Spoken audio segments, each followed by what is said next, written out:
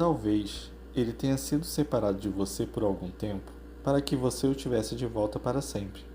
Não mais como escravo, mas muito além de escravo, como irmão amado. Ele é para mim um irmão, muito amado, mas para você ainda mais, tanto como homem quanto como irmão no Senhor. Filemão 1, 15 e 16.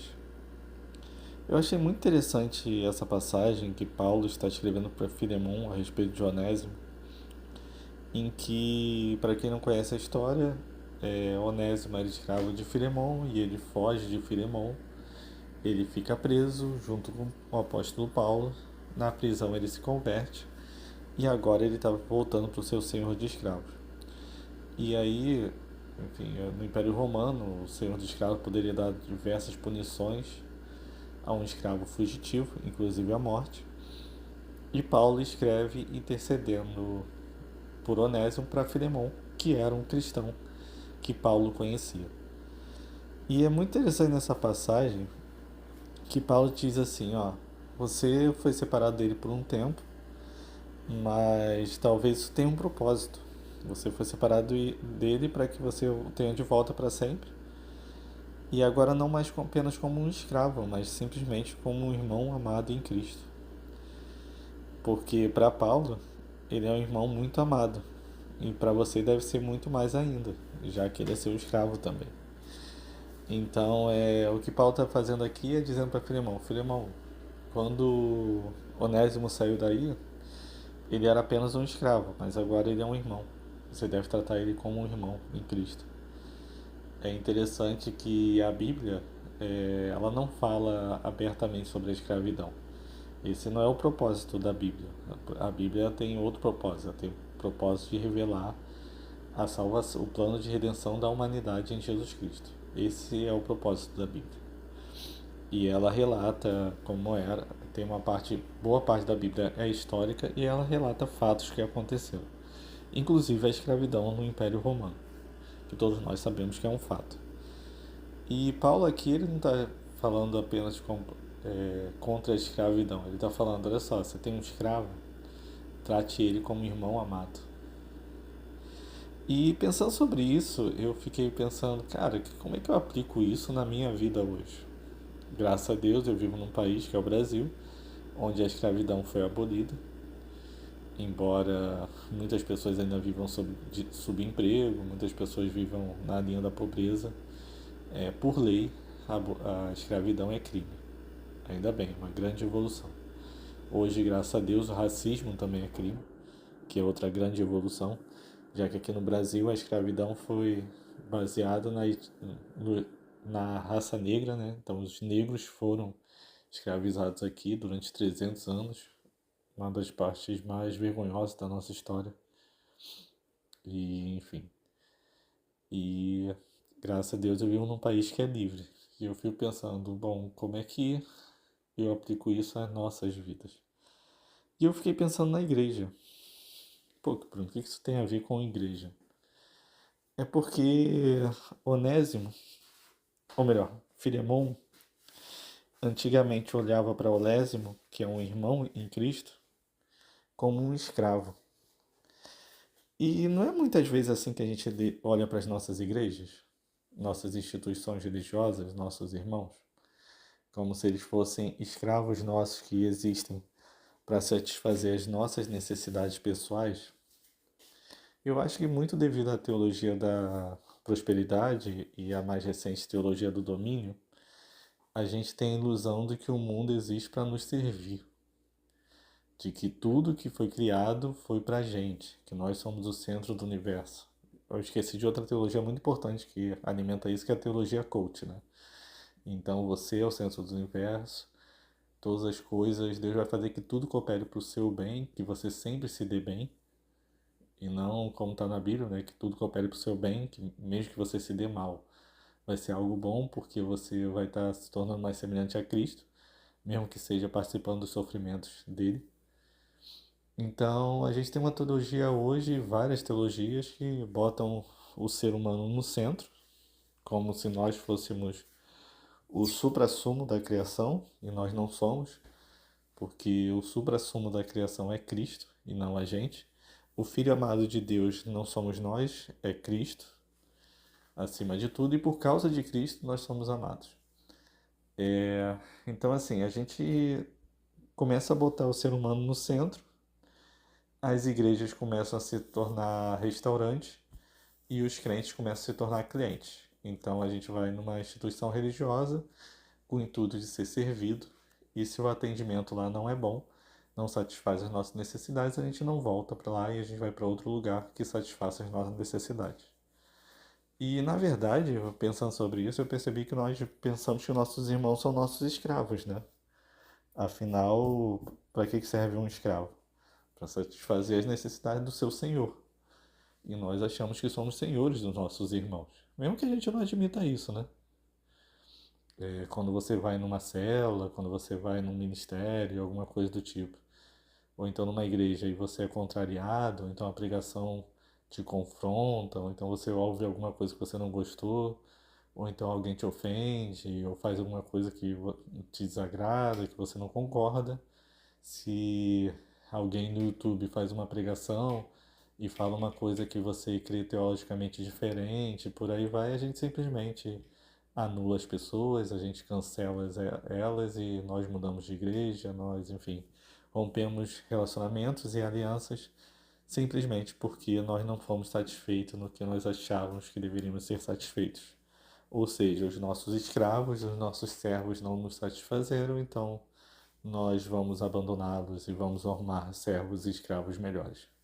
Essa é a mentalidade de muitos cristãos. Essa que é a verdade. Pare e pensa, quando você mudou de igreja pela última vez, qual foi o motivo? Foi porque alguém te chateou? Foi porque alguém te entristeceu? Ou foi porque a teologia daquele local era diferente de como você cria? Era uma teologia que não era saudável, era uma teologia que vai contra os valores bíblicos, ou então foi por uma questão geográfica, e aí realmente ficou difícil você frequentar determinado local e aí você achou melhor frequentar um local mais perto da sua casa. Esses dois últimos motivos eu acho motivos válidos. Se você está numa igreja que teologicamente você já não concorda mais com as coisas que estão sendo pregadas, porque você estudou a Bíblia, porque você se aprofundou, porque depois de anos estando naquele local, você foi conhecendo a Bíblia, você foi se aprofundando mais, foi vendo que lá tem uma teologia que não é muito bíblica e talvez até antibíblica, como a teologia cult, como a teologia da prosperidade, ou a teologia do domínio, e aí você resolveu mudar, beleza. Mas aí você mudou e não ficou falando mal de todo mundo da antiga igreja, como se você fosse o cristão e as outras pessoas não prestassem e fossem péssimos funcionários, péssimos escravos seus, né? Então você fala mal das pessoas. Porque assim, gente, o que eu vejo mais mudança de igreja é problema de relacionamento. Essa que é a verdade. Eu acompanho pessoas há anos, eu tenho um dom pastoral, então eu sou conselheiro de muita gente. E repito, eu não vou ser pastor sendo trabalhando em uma instituição, não acredito que meu chamado é esse, mas eu tenho um dom pastoral. Então, quando eu estou falando aqui de dom pastoral, eu estou falando de dom. Então, se eu ouvir a palavra de pastor aqui que eu estou falando de mim, é no sentido do dom e não de cargo, tá? Então, por favor, não venha inventar de chamar de pastor Bruno, que eu não sou pastor. Enfim, eu tenho o dom pastoral, o dom bíblico, e ponto. Fechando esse parênteses, continuando. Então, assim, eu acompanho pessoas há muito tempo. Muito tempo. Já perdi por conta de quantas pessoas eu já aconselhei, já acompanhei. E eu já vi várias pessoas mudando de igreja. E a verdade é que a grande maioria, quando mudou de igreja, sim, cara, não posso precisar a quantidade, mas eu diria que cerca de 80, 90% das pessoas que eu já aconselhei, aí eu tô falando do meu universo, do universo das pessoas que eu convivi, a grande maioria foi por problemas de relacionamento. A pessoa estava naquela igreja há algum tempo e aí alguém a magoou, alguém fez alguma coisa que ela não gostou, então, como alguém errou nela naquela igreja, toda aquela igreja não presta mais. Toda aquela igreja é ruim, toda aquela igreja está errada, todos os irmãos daquela igreja não são amáveis e a pessoa simplesmente muda de instituição religiosa e pronto. Isso vale para célula também, né? Eu já vi pessoas mudando de célula simplesmente porque, eu não vou com a cara do líder. Tipo, tá, então você reconcilia com o líder, chega ao entendimento dele. Você já parou para pensar que talvez você não ir com a cara do líder seja uma oportunidade que Deus está te dando para ser mais paciente, mais amoroso, mais compreensivo, mais empático? Ou então Deus simplesmente te ensinando que você tem que amar quem é diferente de você, e inclusive tem que amar pessoas que você considera inimigas. Então, assim, existem várias possibilidades para isso. Mas qual é a possibilidade primeiro que a gente pensa? Não, né? Porque isso aqui não é o meu local. E Paulo, em diversas passagens, você vai ver todo o Novo Testamento falando sobre isso. Várias vezes você vai ver passagens que falam sobre comunhão que nós devemos suportar uns aos outros. Porque, gente, viver em comunhão não é fácil. Viver com seres humanos não é fácil. Simplesmente porque seres humanos são seres complicados. Nós somos seres que fomos contaminados pelo pecado. E mesmo sendo imagem e semelhança de Deus, por estarmos contaminados pelo pecado, nós ferimos uns aos outros. É por isso que Jesus morreu na cruz. Porque se nós fôssemos perfeitos, se nós fôssemos muito bons, se todo mundo fosse um anjo e tal, que ninguém magoasse ninguém, que ninguém nunca errasse, Jesus não precisava vir, gente. Jesus não precisava morrer na cruz. Mas Jesus morreu na cruz exatamente porque nós somos falhos. E nós somos chamados a amar uns aos outros, apesar das nossas falhas. Como eu sempre prego, que é o meu versículo favorito da Bíblia, mas Deus, para o seu amor para conosco, que Cristo morreu por nós, apesar de nós sermos pecadores, enquanto nós éramos pecadores. Depende da versão que você está lendo. Mas eu gosto muito da versão que diz, apesar de nós sermos pecadores. Porque todo o amor é sempre apesar de. Então, apesar do seu irmão ser pontinho, pontinho, pontinho, isso aí que você pensou, você deve amá-lo. Por quê? Porque Deus, para o seu amor para conosco, que Cristo morreu por nós, sendo nós ainda pecadores. Então, se Deus sabia que a gente não prestava, como eu sempre gosto de dizer, né? Você não vale nada, mas Deus gosta de você. Então, Deus sabia que você não prestava. Mas mesmo assim, Ele escolheu morrer na cruz por você. E nós devemos agir com a mesma graça com os nossos irmãos. E aí, para fazer assim, a gente precisa parar de olhar nossos irmãos como escravos que existem para satisfazer nossas necessidades e olhar a eles como seres humanos, que nós existimos para servi-los. A palavra diz que nós devemos amar uns aos outros. E o amor bíblico tem muito a ver com serviço. Como é que você pode ver o seu irmão em necessidade e, estando ao seu alcance ajudá-lo, não ir lá e ajudá-lo? A menos que Deus mande você não ajudar, como já aconteceu comigo algumas vezes. Já teve pessoas assim, que é engraçado que eu já até discuti com Deus. Falava, Deus, mas fulano está precisando da minha ajuda. E Deus falou, não, não ajuda. A melhor ajuda que você pode fazer por ele é não ajudá-lo. Então, a menos que Deus tenha realmente direcionado isso, se seu irmão está passando uma necessidade, você pode ajudar, vai lá e supra essa necessidade. Qual necessidade? Não sei. Pergunta para Deus. É o seu irmão, não é o meu. Então, assim, eu sei as pessoas que Deus coloca na minha vida para eu ajudar. Então, quais são as pessoas que você tem ajudado? Vai lá e sirva. Gente, a gente precisa mudar a nossa mentalidade para entender que nós estamos nesse mundo não para ser servidos, mas para servir. Se nem Cristo, sendo Deus, veio para ser servido, quanto mais nós, mas ele veio para servir. Então, assim, nós temos que ter o mesmo sentimento que há em Cristo Jesus, que mesmo sendo Deus, não se considerou simplesmente Deus, e por causa que ele era Deus, achou que todos os homens deviam servi-lo. Pelo contrário, ele se fez de servo, se humilhou, e foi lá e nos serviu de todas as formas possíveis e imagináveis, até morrer na cruz por nós. Que foi o maior serviço que ele fez pela humanidade. Então Deus espera que nós venhamos a servir uns aos outros. Se você acha que os seus irmãos são seus escravos, você não entendeu nada. Na verdade, é você que é escravo dos seus irmãos, porque você é escravo de Cristo. Se Cristo é o teu Senhor, e aí o Senhor que está lá na Bíblia vem do grego que eu não vou lembrar agora, mas quando você vai lá no grego, você vai ver, se eu não me engano, é Kyrios, uma coisa do tipo, Enfim, eu sou péssimo em grego, mas eu leio comentário grego e eu acredito nos comentaristas. Ou melhor, leio comentário grego não. Leio comentários sobre o grego, mas quem dera, né? Eu consegui ler o comentário em grego. Aí já li a Bíblia em grego, que era muito melhor. Mas eu leio comentários que comentaristas falam do grego. Isso é bem interessante quando você vai nas línguas originais.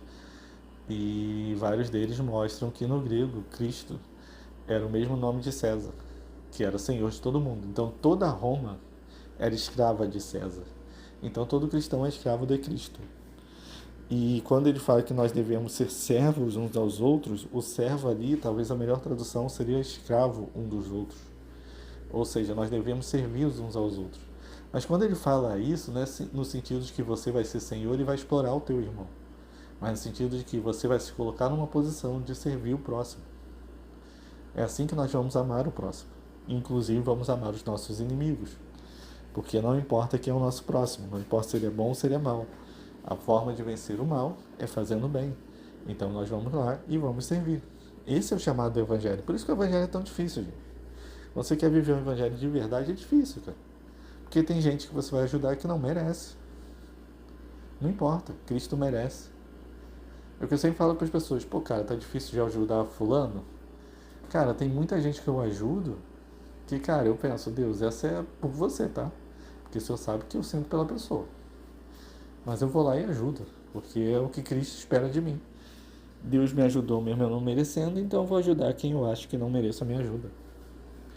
E aí, quando você tem essa mentalidade que você vai para os locais, para as instituições religiosas, para os encontros religiosos, com essa mentalidade que você vai para servir e não para ser servido, aí você não vai embora por qualquer coisa. E aí, quando você serve e ninguém te aplaude, você não fica ofendidozinho. Simplesmente porque você foi para servir mesmo. Então, tipo assim, se alguém vai aplaudir ou não, problema da pessoa. Você foi para servir. Quando alguém não reconhece o seu esforço, você não vai mudar de igreja. Ou então, quando alguém não te dá a oportunidade de participar no ministério que você queria participar, você não vai ficar chateado. Não, não pude participar daquele ministério? Tudo bem. Tem outro aqui que está precisando de mim, eu vou lá ajudar. E tá tudo certo. É engraçado que normalmente, né, as pessoas só reclamam que não tem oportunidade nos ministérios que aparecem que são aplaudidos na igreja, né? Então, assim, sabe aqueles ministérios que vão para cima do púlpito? Como o Ministério de Louvor, ou então teatro, dança, enfim, esses ministérios que aparecem mais lá na frente, que aí o pessoal recebe aplausos. Então, a galera, normalmente esses ministérios não falta gente, entendeu? Assim, tem sempre um monte de gente. Mas os outros ministérios que não aparecem tanto, tal, por exemplo, o Ministério de Intercessão, sabe? Recepção, dependendo da igreja, né, aparece bastante, então também tem bastante gente. Mas assim, tem vários outros ministérios que são de bastidores e, enfim, por exemplo, o ministério lá na igreja que eu participava, o ministério de morador de rua, tipo assim, é um ministério que não aparece. Então, quem vai? Quem vai participar disso? Ministério para cuidar de dependentes químicos. São ministérios que aparecem, então a galera não vai para esses ministérios. Vai, vai para todo mundo quer ministério que apareça, ministério que esteja lá na frente, que a pessoa se destaque e tal. E aí a pergunta é: qual é a sua motivação para estar no ministério? Enfim, eu lembro que quando eu era líder de teatro, eu instituí uma regra bem básica que eu aprendi com a minha antiga líder, Ângela. Se essa palavra chegar a você, muito obrigado pelos ensinamentos. Ângela foi uma excelente líder que eu tive na minha vida. E ela me ensinou uma certa vez que todo mundo que entrava no grupo de teatro, quando ela era líder, não se apresentava na primeira peça, só se apresentava na próxima. Por quê? Porque na primeira peça a pessoa ia ficar só no bastidor, só ajudando as pessoas, carregando cadeira, montando figurino, arrumando as coisas e tal, participando dos ensaios, participava de tudo. Mas da peça não. Por quê? Porque ela queria medir como está o coração da pessoa. Se é um coração de servo ou só mais uma pessoa que quer aparecer. Porque quem quer aparecer, cara, não aguenta ficar só no bastidor. Aí a pessoa sai. Tinha gente que saía, tinha gente que permanecia. E quando eu fui líder de teatro, eu mantive essa regra, porque, gente, infelizmente tem muita gente que só quer aparecer. Essa é uma regra que eu acho que todo ministério que tem destaque deveria ter. Enfim, eu não sei cantar, mas provavelmente se eu fosse líder de louvor, eu teria essa regra. Cara, você vai ficar aqui uns 3 meses no banco antes de você subir a primeira vez. E aí você vai estar servindo as pessoas de diversas outras formas. Entendeu? Tu vai preparar o lanche, tu vai carregar a cadeira, tu vai fazer não sei o que precisa fazer. Mas lá em cima você não vai subir. Depois de um tempinho e tal. Eu chutei 3 meses, mas enfim, cada um avalia o tempo que achar necessário. Se você é líder, fica a dica. E por favor, gente, eu não estou dizendo que todo mundo que participa desses ministérios quer aparecer, não, tá? Eu estou dizendo que existem pessoas que vão para ministérios para aparecer. Por quê? Porque não tem a mentalidade de servo. Agora, tem muita gente que tem a mentalidade de servo, sim. Gente, hoje a gente tem os cantores gospel, os pastores gospel, os influencers gospel, que cobram às vezes fortunas para ir numa igreja, que querem várias regalias para poder servir a Deus. Será que eles realmente têm um coração de servo? Eu lembro dos vários missionários, né, que trouxeram o evangelho no Brasil.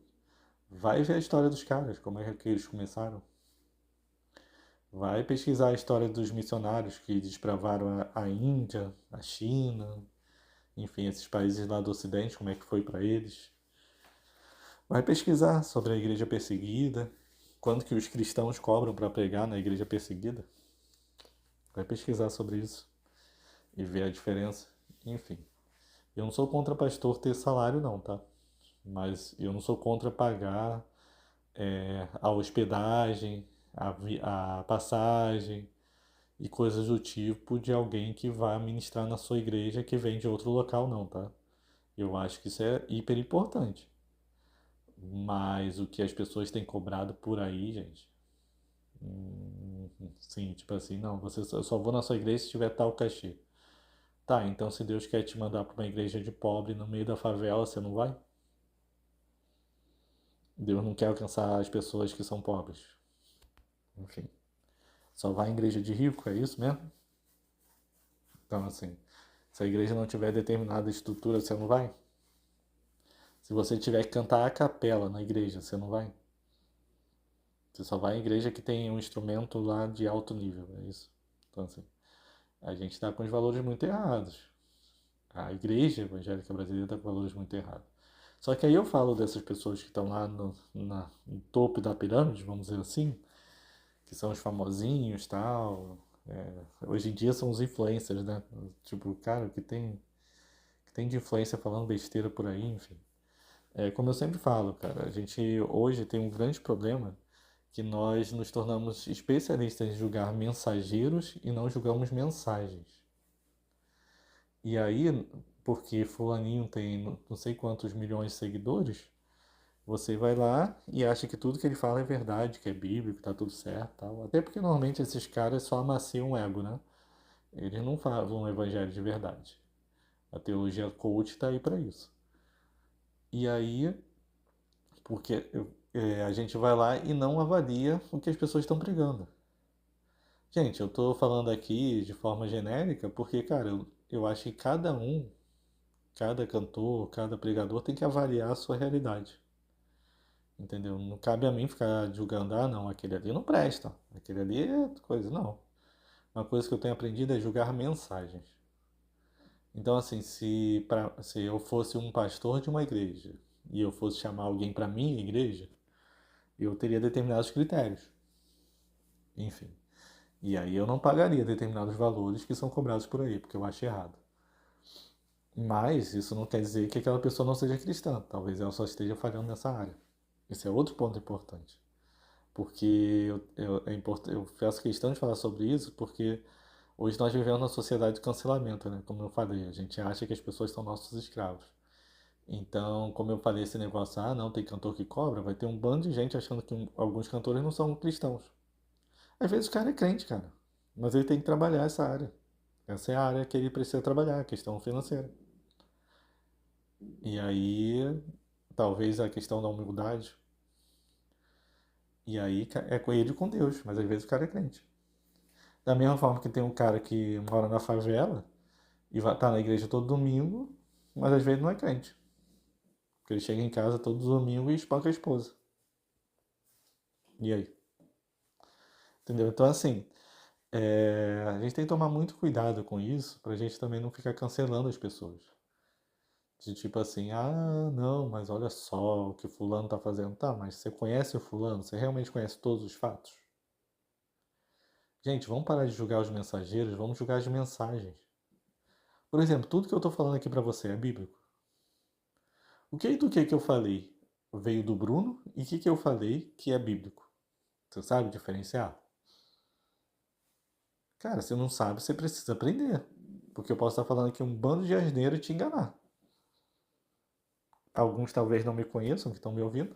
E aí? Você sabe como é a minha vida? Você não sabe. Você não sabe quais são as minhas intenções? Você não sabe. Então, cara, aprenda a ouvir toda a mensagem e julgar. Eu acho interessante que os bereanos são elogiados na Bíblia porque eles estavam julgando a pregação de Paulo e Silas. Não era do Bruno Silviano. Ele estava julgando a pregação de Paulo, do apóstolo Paulo.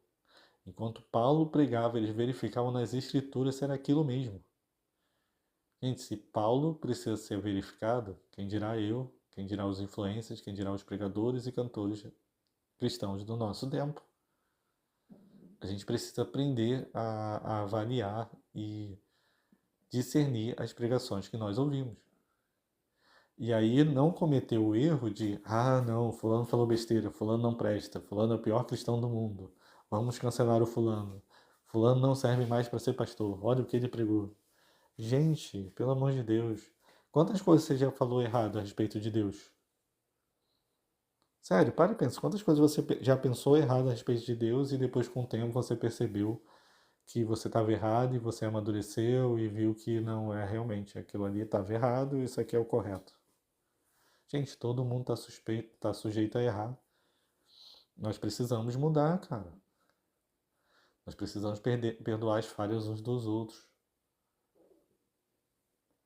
Obviamente, se essa pessoa está pregando algo que você vê que sempre teologicamente ela está errada, então, pô, talvez valha a pena parar de ouvir realmente. Agora, não cancele a pessoa. Isso não quer dizer que você nunca mais vai dar oportunidade para essa pessoa, porque pode ser que ela não era convertida e se converteu. Ou então ela não era madura e amadureceu. Eu já falei aqui em outro áudio, e não vou lembrar em qual, mas cara, eu espero ouvir essas pregações daqui a 10 anos e pensar, meu Deus, como eu falava besteira. Como assim, Bruno? Porque daqui a 10 anos eu espero te conhecer teologicamente muito mais profundamente e que pelo menos alguma coisa que eu estou pregando aqui hoje eu perceba que não é exatamente assim como eu estou pregando. Porque eu cresci e descobri que era muito melhor. Eu lembro quando eu me mudei para morar sozinho no apartamento na época, que eu morava sozinho, eu tinha um fichário com vários esboços de pregações. E aí quando eu peguei esse fichário com os esboços de pregações, gente, eu olhava, meu Deus, como é que eu já preguei isso e tal. Eu falava, Deus, como se eu permitiu que eu acreditasse nisso, que eu pregasse isso, enfim. Como se a culpa fosse de Deus, né? E Deus me falou, filho, ainda bem que você amadureceu, né? Ainda bem que você aprendeu. Olha, para de olhar para isso e ficar se cobrando dos seus erros do passado. Pelo contrário, perceba o quanto que eu te fiz crescer desde essa época. E é verdade. Eu olho para coisas que eu pensava. É engraçado, né? Porque às vezes eu vejo as frases que eu postava lá nas lembranças do Facebook e eu passo por vergonha alheia. Que eu olho algumas frases que eu falo, meu Deus, como é que eu postava isso? Caraca, como é que eu falava isso, gente? Várias delas eu apago. Que aparece lá na lembrança do Facebook, porque eu vejo, caraca, não, eu estava errado, é totalmente diferente. Hoje eu criei completamente diferente. Hoje eu amadureci, fui conhecendo mais a Deus e percebi que eu estava errado. E a gente precisa ter essa humildade de entender que, cara, talvez eu esteja errado sobre esse assunto. Toda vez que você ouvir alguém que pregou algo que você não concorde, vai para a Bíblia e tira a dúvida. A gente precisa aprender a fazer isso, cara. Porque eu já ouvi coisas assim que, no primeiro momento, eu falei, não, isso tá errado. Por exemplo, eu vou entrar aqui numa polêmica, dízimo. Logo dízimo? Logo esse assunto polêmico? Eu, por exemplo, não acredito no dízimo 10% dando para uma instituição religiosa. A primeira vez que eu ouvi isso foi o Caio Fábio pregando. E como o Caio Fábio é um cara muito polêmico, mas ele fala muitas verdades, embora na minha opinião, ele poderia falar de uma forma mais branda, de uma forma com menos palavrões, mas enfim, ele fala algumas verdades. E aí eu fui, se Deus pode usar a mim, que sou tão falho, ele pode usar o Caio Fábio também. E aí eu fui ouvir, eu falei, cara, Caio Fábio deve estar viajando, vou pesquisar sobre o assunto.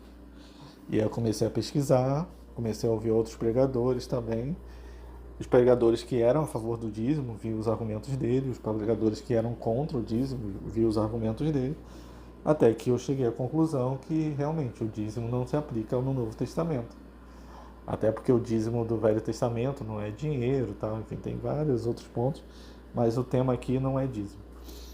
E o ponto é, eu fui lá, estudei o assunto, me aprofundei, pesquisei, fui ouvir fontes diferentes, ouvi os dois lados da história, que isso é muito importante, uma coisa que a gente não faz hoje, a gente desacostumou a fazer isso. Por causa das redes sociais, a gente só ouve um lado da história. Então vai lá, ouça o que o outro lado fala, ouça os argumentos do outro lado e ouça, gente, com o coração aberto realmente para aprender.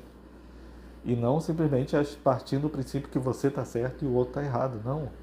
Ouça realmente, pô, esses argumentos fazem sentido. Aí você ouve o outro lado, pô, esses argumentos aqui também fazem sentido.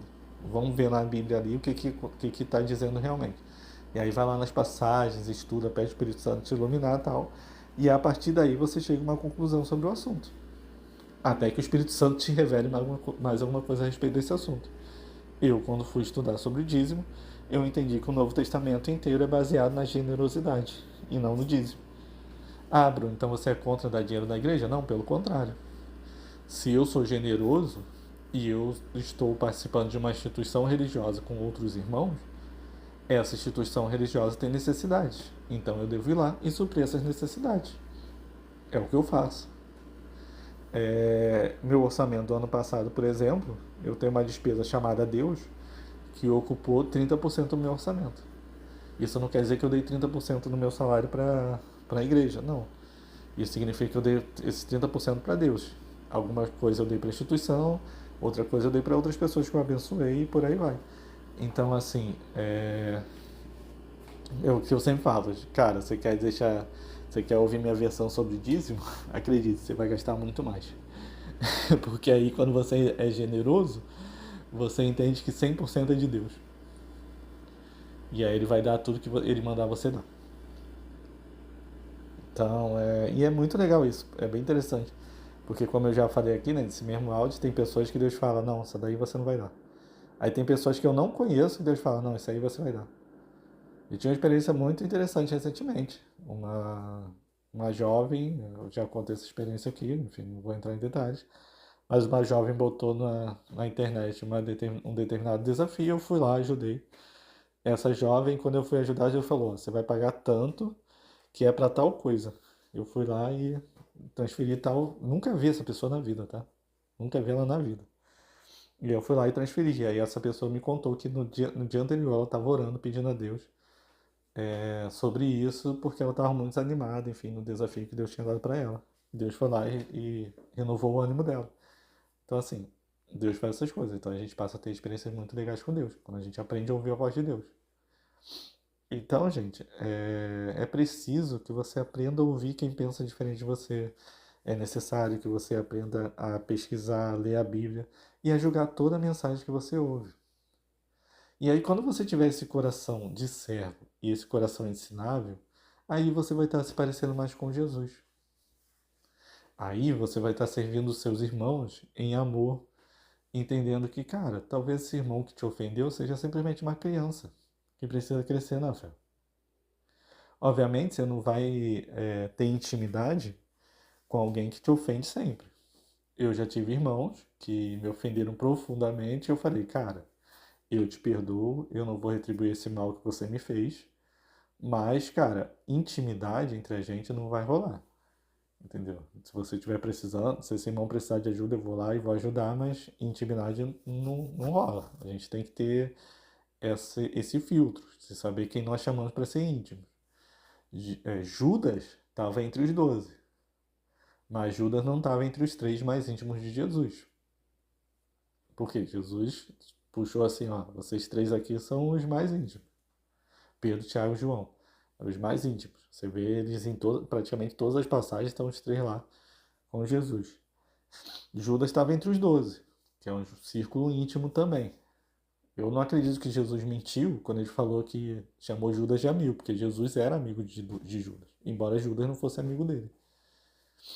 Então, quando a gente precisa ter esse filtro também para a gente não ter intimidade com Judas. Só não se feche o seu coração totalmente, porque se você se fechar o seu coração achando que todo mundo é Judas, você vai estar barrando Pedro, Tiago e João também. E todos nós precisamos de relacionamentos saudáveis. Então, gente, mais uma viagem minha, né? Essas minhas pregações são muito viagens. Eu começo com um tema e vou aprofundando, falando de outras coisas que eu nem imaginava estar falando. Eu não imaginava que ia estar falando agora sobre a questão de amizade. Mas o fato é que, gente, que a gente precisa amadurecer. É o que eu venho falando constantemente em todas as pregações, porque isso é o que mais me incomoda na igreja brasileira. Eu ouvi uma pregação do pastor do Rodolfo Abrantes, ele não é pastor, mas do Rodolfo Abrantes recentemente, que ele falava sobre isso. O problema da igreja brasileira é que nós somos uma igreja recente. Nós somos uma igreja de novos convertidos. Então nós somos uma igreja muito imatura. E isso mudou muito a minha visão sobre a igreja. Então, essas pregações, esses podcasts, enfim, que eu tenho feito é exatamente para nos trazer a maturidade. E para mim, um dos grandes sinais de maturidade é você entender que você não é o centro do mundo, que as coisas não existem por causa de você, mas por causa de Cristo. E você começa a ver o outro não como alguém que vai te servir, mas alguém que você vai servir. E aí, se o outro te servir, glória a Deus. Amém. Nós também precisamos de ajuda dos outros. Mas nosso primeiro intuito é servir o outro. Obviamente, se você está precisando de ajuda, se você está passando um momento difícil e tal, peça ajuda. Nós devemos pedir ajuda uns aos outros. Cara, eu levei muitos anos para aprender a pedir ajuda. E hoje eu não tenho, graças a Deus, não tenho mais essa dificuldade. Então, quando eu tô mal, eu vou lá e peço ajuda a pessoas. E as pessoas vão lá e me ajudam, me dão conselhos, enfim. Me ajudam a me levantar quando eu caio e por aí vai.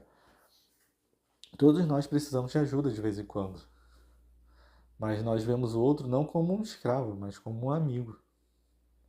A coisa mais linda do cristianismo, e para mim é o clímax do discipulado, é quando Jesus está lá na Santa Ceia, na última ceia, né? Antes de ser crucificado, e ele vira para os discípulos, depois de ter lavado os pés deles, inclusive de Judas, e ele fala para eles: Olha, eu não chamo vocês de servo, não chamo mais vocês de escravos, porque o servo não sabe o que faz o seu senhor, mas eu vos chamo de amigo. Eu acho que o clímax do discipulado é a amizade. Porque a amizade, por que você acredita no seu amigo? Porque você acredita que o seu amigo te ama. Eu tô falando amigo, sabe? Não tô falando coleguinha que você conhece, não. Tô falando amigo. Amigo de verdade. Aquela pessoa que, cara, você sabe que você pode contar e, cara, se a pessoa estiver correndo de risco de vida, você dá a vida por ela. Tô falando isso, tô falando de amigo, aquele relacionamento profundo. Então, essa pessoa é alguém que, cara, isso é lindo no Evangelho, isso é lindo. Porque o clímax do discipulado, eu acho que o objetivo sempre devia ser nós tornarmos amigos uns dos outros. Porque aí quando a gente se torna amigo, a gente confia no outro. Por quê? Porque a gente sabe que o outro nos ama.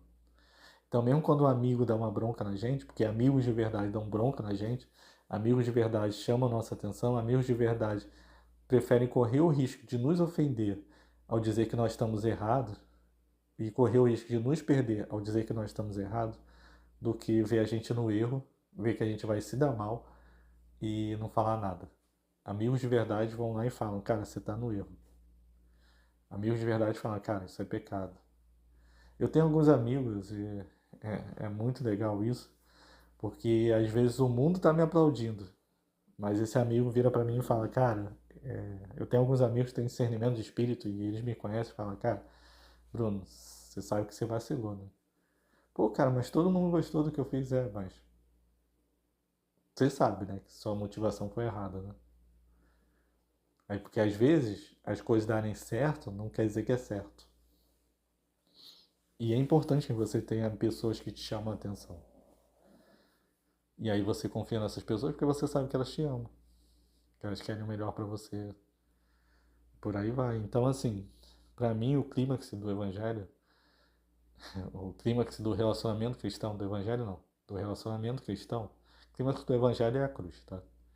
Enfim, mas o clímax do relacionamento cristão é a amizade. É a amizade profunda. É você saber que o outro o ama ao ponto de até te exortar. Que você pode contar com essa pessoa. E principalmente, que você é amigo dos outros. Cara, eu sou amigo de muita gente que não é minha amiga. Eu sei disso, eu sei quem são os verdadeiros e quem são os falsos. Obviamente, de vez em quando eu me surpreendo com alguns, né? Alguns que eu achava que eram falsos, eu descubro que eram verdadeiros, e alguns que eu achava que eram verdadeiros, eu descubro que eram falsos. Isso faz parte. Eu não sou Deus, eu não sou um dos corações, então eu não tenho esse poder de saber todo mundo. Mas com o tempo, 40 anos de crente, 41 de idade, a gente vai aprendendo, né? Algumas coisinhas. Graças a Deus por isso. E uma coisa que eu aprendi muito, até por aconselhar pessoas e tal, eu não me iludo com as máscaras que as pessoas colocam. Então, eu sei quem é verdadeiro, sei quem é puxa-saco, sei quem é bajulador, sei quem é, entendeu? Aquela pessoa que se eu não tomar cuidado vai puxar o meu tapete, que fica ali se fingindo de amiguinho, mas que no fundo, enfim, é um Judas. Então assim, você vai começando a perceber alguns padrões comportamentais e por aí vai. E com o tempo você vai começando a ter relacionamentos muito maduros. Hoje eu já tenho amizades de 20 anos. Eu sou velho, eu sei. Talvez alguém esteja ouvindo nem tenha 20 anos, não sei. Mas assim, eu já tenho amizade de 20 anos, então quando você tem uma amizade de 20 anos, você começa a perceber que determinados relacionamentos você deve ajudar as pessoas, mas cuidado. E eu acredito que nós, como cristãos, nós devemos ser amigos de todo mundo. De todo mundo, cara. Todo mundo que precisar da gente, a gente é o bom samaritano. A gente vai lá e ajuda. A gente vai lá e cuida. Não importa. Ah, é inimigo, não importa. Vai lá e ama. Ajuda, cuida e tal. Mas sabe quem são seus verdadeiros amigos? Seus amigos não são aquelas pessoas que fazem todas as suas vontades. Eles são seus escravos. Muitas vezes são pessoas que você manipula com o seu narcisismo, com as suas atitudes, com seus dramas, com as suas manipulações. Não, isso aí não é relacionamento verdadeiro. Isso aí é escravidão, isso aí é relacionamento tóxico e tal. O verdadeiro amigo, a gente serve a ele e a gente o ama. Então, se eu pudesse dar um conselho para terminar essa mensagem, que a gente começou a falar do nosso relacionamento com a igreja, nosso relacionamento com a sociedade, por aí vai. Se eu pudesse dar um conselho, pede a Deus discernimento para você saber quem são os verdadeiros e seja servo de todo mundo, como Cristo foi. Jesus não morreu apenas por aqueles que iriam aceitá-lo. Ele sabia que alguns iriam rejeitá-lo, mesmo assim ele morreu por essas pessoas. Muitas vezes nós temos que matar o nosso eu e ir lá e abençoar aquela pessoa que não merece. Mas para a intimidade, para a eternidade, Jesus só vai chamar aqueles que o querem realmente. Então, para sua intimidade, sabe? Chama só aqueles que realmente você sabe que te amam. Uma vez ou outra vai aparecer um Judas, isso é fato. Mas se você parar e pensar, você vai perceber que tem muito mais Pedro, Tiago e João, André e o Barquinho. Desculpa, não resisti à piada. Mas você vai perceber que tem muito mais gente boa que vale a pena ter por perto que gente ruim. Se permita ter novos relacionamentos, se permita ter novas amizades. Se você está solteiro, né? Ter novos relacionamentos amorosos. Não desista de amar. Mas também não vai sair amando todo mundo, que isso aí não é amor, tá? Isso aí é outra coisa. Enfim. Então, cara, minha oração para você hoje é que Deus possa te dar essa sabedoria e essa maturidade de, primeiro, entender que as pessoas não são seus escravos. Então, te dê maturidade para perdoar, para andar a próxima milha, para dar a outra face. E assim você não vai sair de nenhuma instituição religiosa por qualquer motivo. Você vai estar nos locais onde Deus deseja que você esteja. Você vai estar nos círculos sociais que Deus deseja que você esteja e por aí vai. A segunda é que ele te dê discernimento para, ou melhor, que ele te dê capacitação para que você possa ser amigo de todo mundo que ele precisar que você seja amigo. Que você possa ser lá o escravo de quem Deus quer que você sirva. Que ele possa te usar com pessoas até que não merecem que você seja usada para abençoá-las. Pessoas que você acha que não merecem ser abençoadas. O problema é que você acha que você merece ser abençoado, né? Será que você merece realmente? Enfim. Então, assim como Deus te abençoa, mesmo você não merecendo, vai lá e abençoa quem não merece. E o terceiro é que Deus te cerque de bons amigos. Que Ele te dê discernimento para discernir quem são os bons amigos. Que você não cancele aquelas pessoas que te contrariam, que têm coragem de te dizer as verdades que você não quer ouvir. Porque muitas vezes essas são as pessoas que mais te amam. Obviamente, se aquela pessoa só te critica, aí realmente tem alguma coisa errada com ela. Mas aquela pessoa que te chama atenção, tal, e te elogia quando tem que elogiar, mas te critica quando tem que criticar. Aquela pessoa que é verdadeira, procura não usar máscaras. Então, que Deus possa te cercar dessas pessoas. E que você saiba valorizá-las. E principalmente que você seja essa pessoa. Porque não adianta, cara, querer bons amigos se você não é um bom amigo. A gente atrai o que a gente é. Isso é fato. Isso aí não é Bíblia, isso é psicologia. A gente atrai o que a gente é. Olhe para os seus amigos, se todo mundo é Judas, talvez você seja Judas. Agora, se você tem um Pedro, um Tiago, um João, aí talvez você esteja mais próximo de ser parecido com Jesus. Então, que a cada dia você possa ser mais parecido com Jesus. Servindo aqueles que não merecem, mas sabendo ter intimidade com aqueles que realmente valem a pena. Então, que Deus continue te abençoando. E como eu sempre falo, agora vai pro quarto. Pede para Deus te dar esse discernimento, pede para Deus te dar essa sabedoria, pede para Deus te mostrar quem Ele quer que você abençoe. Enfim, vai ter um momento com Deus agora.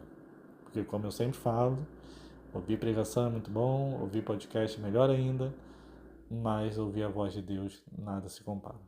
Então vai lá pro quarto e vai ouvir a voz de Deus agora, que eu acho que você já me ouviu bastante. Tá bom? Deus continue te abençoando, fica na paz.